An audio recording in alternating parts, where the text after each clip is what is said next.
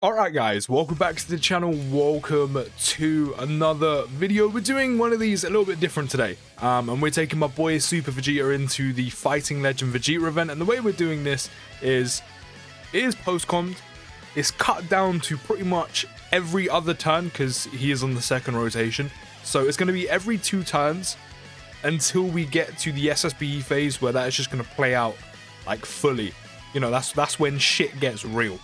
So yeah, the reason why I'm doing this is just because yesterday my runs RNG wasn't in my favor. To be fair, I was using the Fizz transforming Vegeta just to kind of give him some links for the most part, and then I took him off and I put the LR Super Saiyan Goku on the team, and completely forgot that they actually link quite well together, apart from like I think 2 links in terms of like Prodigies and I think Saiyan Pride. So one's a key link, so it's not really too much of an issue, and then I think he was missing attack plus 10% I think from one of the links. So he wasn't really missing out too much, I'll be honest. So yeah, as I said, the RNG for my runs just wasn't there yesterday. So I sat down, I was like, let me just see if I can do this. You know, not actually like live sitting here recording properly. And I of course, what happens? I did it. But if you do kind of like this format, you know, a lot shorter, a lot quicker, a lot compact, just all about the unit, nothing else, then let me know in the comments. Maybe we can switch up the way we do things, and maybe we can do these from time to time. Or maybe this will be the new way we do things. As I said, do let me know down in the comments, unless you like hearing my live reactions to things and you see the entire event. It is a hell of a lot shorter though, I will give you that. But yeah, Super Vegeta, I was nervous going into this, you know, because SSB Vegeta lowers defense on Super, even though Vegeta will probably be one-shot by him because of the type advantage. But I dread to think that even with an item active, if Vegeta did survive, how much damage on a basic he would take after having his defense lowered. You know what I mean? His passive getting the additional attack and defense plus 50% would almost be kind of useless to him. You know, especially having his defense lowered. But yeah, that's what made me nervous. Other than that, he kind of goes through the event and just dominates. He's such an overwhelming... It's literally the... What is it? The overwhelming force? Or... I can't remember the name. You know, versus the immovable object. Vegeta is the force. The Vegeta event is the immovable objects. But guess what? Vegeta flips that shit right over. He doesn't care. He's so dominant in events. Like, it is absolutely ridiculous how good of a TUR he is. You know, so the only thing I would be careful of, and I know a lot of you maniacs do this, I've seen a lot of you do it. Obviously, ideally for Vegeta to kind of get off his maximum damage output and have maximum defense in one turn is to put him in slot 1. From probably the God phase onward is where you want to be moving him. As you can see there, no item active, 76k on a basic. Not the best. It's not the best. You'd rather not be taking that much damage on a basic. But that's the initial damage he takes before he gets the additional attack and defense plus 50% at all. Of course, he needs to take that initial damage to then get the 50% for receiving an attack, then super to get the extra attack and defense plus 50%. But it's probably from this phase onward, you want to move him into slot 2. You will lose his like maximum damage output, but for the fact he already puts out incredible numbers anyway on Super, and is guaranteed to crit in the turn he's attacking in, the trade-off for having a little bit of extra cushion before you get hit in slot 2, then maximizing your damage output in slot 1, is probably a fair, if not better, trade-off.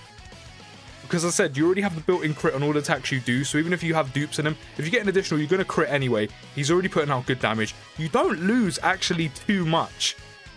So that's why I'd probably say from the God phase onwards, you put him in slot 2, because at least that way, before he even receives an attack, you're going to have at least one of the additional attack and defenses plus 50% from him supering. So he has a little bit of extra cushion, a little bit of extra armor before he attacks. The initial attack, of course, will do more damage, obviously, than when he picks up the additional attack and defense plus 50% before he gets hit. But at least on that initial hit, before you do get the additional attack and defense plus 50% for that, he will have the extra 50% from performing a super attack. And as I said, have that little bit of extra cushion so you can tank damage a lot better. And then if there's any more attacks after he gets hit, he's got his flat passive of 150. He's got both additional attack and defenses plus 50% on top of that. You're good to go. He tanks for probably, if I remember rightly, he tanks for about double digits. So that's probably the best bet. As I said, I've seen some of you guys put him in slot 1, like, on most of the phases you're on. And I'm like, you know you can avoid most of the damage you take. Like, I know you're maximizing, as I said, his damage and defense output by putting him in slot 1. But that is a risk, especially the deeper you get into this event. Because if you put him in slot 1 and he gets supers, you're going to be taking a lot of damage. Because that means he'll be... if you put him in slot 1 and he gets supered immediately, that means he's only going to be defending that purely with just the attack and defense plus 150% he gets on his passive. No additional 50% until after. So yeah, probably from the God phase onward, you'll want to be moving him into slot 2. This phase is decent and is good for him, of course, having type advantage. He kind of goes wild for damage, even though he's wild for damage anyway. I said the raw power this guy puts out is just sheer dominance, honestly. I've never seen a unit that isn't, you know, probably LR Freezer dominate one of these longer events in Dokkan before. Like, it is absolutely ridiculous. That's mainly to do with the, you know, the built-in crit he has on all of his attacks at one turn, which is such a good thing to have on it. Like, it's just actually amazing. When you think about, like, some of the best units in the game, like LRUI Goku, for example. SSB Vegeta has the same thing, but LRUI Goku's considered, like, the best unit in the game over him. They have a chance of critting. If you get the additional off, you're guaranteed to crit. But they have a chance of critting, whereas Vegeta crits on every attack he does without dupe, which is absolutely ridiculous. That's the sheer dominance in an event like this is absolutely wild. I don't think I've seen a unit apart from, as I said, LR Freezer in any Goku event dominate the same way he does. So, I mean, it's just, as I said, a movable, what is it, the unstoppable force versus the movable object. Vegeta just flips the shit right over. Like, immovable, no, sorry, mate, light as shit. You know, light as fuck. But yeah, he's actually just really good here. I said the only thing you have to watch out for, as I said, is probably move him into slot 2. But, you know, is that really watching out and, you know, using your items where necessary? On the Super Saiyan Blue phase where he has type advantage, even the initial attack he will take in slot 1 still does, like, I think it was like just under 20k, which isn't too bad in the grand scheme of things in terms of your total health and how much damage this event can do. That's even with type advantage. But, you know, that's probably the main phase where you don't have to really worry about using an item. Put him in slot 1, maximize his damage output, maximize his defense. He's good to go with that type advantage. Hitting a crit on a type of disadvantaged unit. Vegeta's wilded. Vegeta's putting out big numbers and doing huge damage. And now we're on this phase where, as I said in the beginning, I was nervous, but I moved him into slot 2. Goku, of course, has been building up his defense the entire time. We used his active to make sure we putting out as much damage as possible. 4 milli attack stat, you saw that as. Hits the guaranteed crit, 2.2 million critical.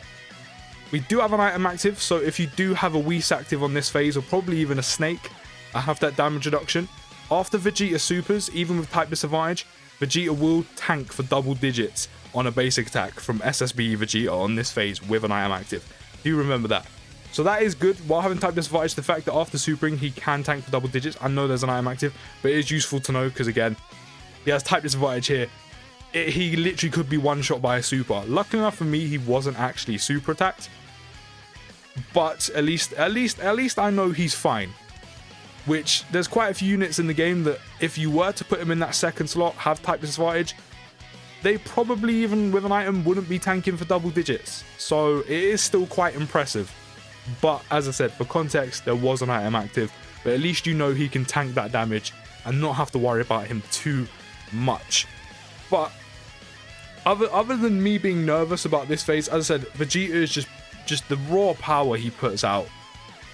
There is just sheer dominance in an event like this, as I said, that I haven't seen another unit do since, you know, as I said, LR Full Power Freezer against the Goku event, who gets the, you know, the attack and defense plus 100%, loses that, get attacks plus 50% instead, then gets the built-in crit against Goku enemies, does extra damage because he's facing superclass enemies, and that's with all of that, on top of how good he already is.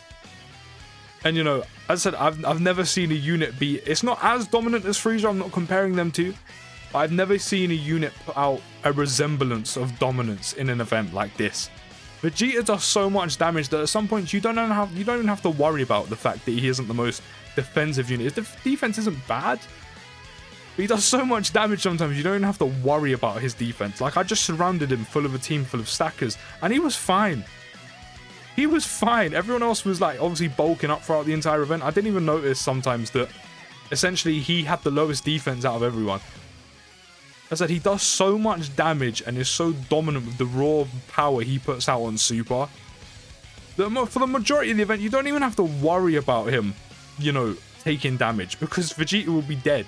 He's already killed them. It doesn't matter. But what is also useful about having, you know, stackers around him, you know, he also does, you know, we are on a pure Saiyans team under his leader skill. And then I brought Tekgen and Caulifla purely to bring an extra stacker, also a type advantage for this phase. And it was under like the bond of friendship, like 2 Gokus were under the bond of friendship lead from them. You know, Vegeta also got the rapid growth leader skill. LRK and Caulifla, and then the strength KO was under pure Saiyans and also rapid growth as well.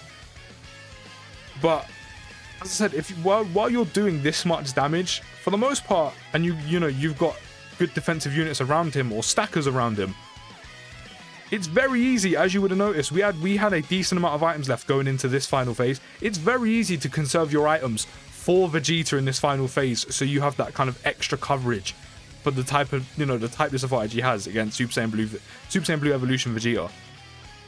That's how good his damage output. That's how dominant he is. It actually helped me conserve items to help cover him in the final phase. It basically helps himself. Funny enough, you know, I didn't notice it at the time, but looking back at it now while editing, the amount of damage he was doing. Don't get me wrong, the other units are fantastic on the team as well. Like LRK and Gleef are amazing. Kale with them is amazing with the stacking and the guard. Goku's sensational. UIEZA Goku's just phenomenal.